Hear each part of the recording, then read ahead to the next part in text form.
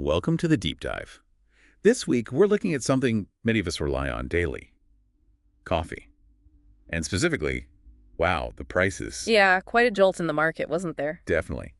We've sifted through a stack of sources covering the week of July 14th to July 20th, and they paint a picture of a really dramatic surge in global coffee prices. Right.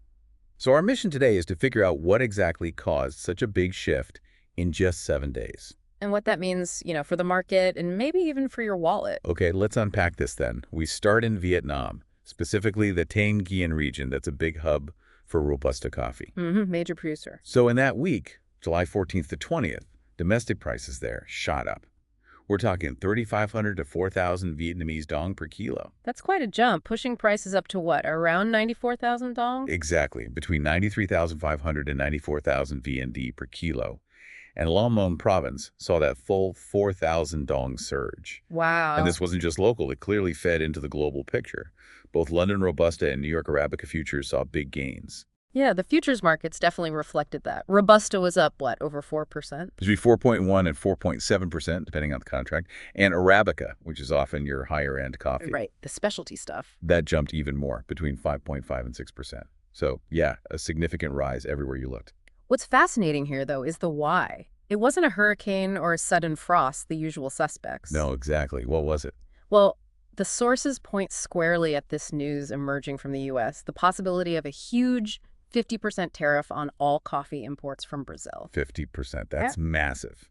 And potentially starting August 1st. That was the date floated, yeah. And you have to understand the context. Brazil is the world's biggest coffee producer, bar none. Supplies about a third of U.S. coffee, right? Roughly, yes. So a 50% tariff. Our sources quote one broker, Tiago Casarini, saying it would almost certainly block Brazilian coffee from the U.S. market. Block entirely. That's Right. disruptive, doesn't even cover it. Absolutely. Casarini highlighted the huge risks for traders, saying without clear guidance, making further purchases becomes almost impossible. You're talking about potentially rerouting decades of established supply chains. Okay, so that explains the market panic. But here's something interesting from the sources. While all this tariff talk was swirling, Brazil's actual coffee harvest was apparently going really well. By July 16th, they were reportedly 77% done. Which is actually ahead of last year's pace at the same time. Right. So how does that square up? Good harvest progress, but prices soaring because of supply fears driven by this potential tariff. Seems counterintuitive. It does on the surface, but markets are complex, right? It raises an important point about looking beyond just the harvest numbers. Okay. Even with that good harvest pace, Brazil's exports in June actually dropped significantly compared to last year, down over 30% year on year. 30% drop in exports. Why, if the harvest was okay? Well, the sources suggest a few things. One is stock transfers to certified warehouses. That could mean producers are holding on to beans, maybe waiting to see what happens with prices or this tariff. Possibly. Or just ensuring quality for future contracts. There was also mention of high Robusta consumption within Brazil itself. Ah, okay, so less available for export. And potentially better supply from other places like Indonesia and Vietnam, maybe soaked up some immediate demand that might have otherwise gone to Brazil. So, yeah, it's not just one thing. Got it. So bring this back home. What does all this volatility, the tariff threats, the export shifts, mean for the average person grabbing a coffee? Well, it means the price you pay could definitely go up. These global shifts eventually trickle down. Right, and availability too, potentially.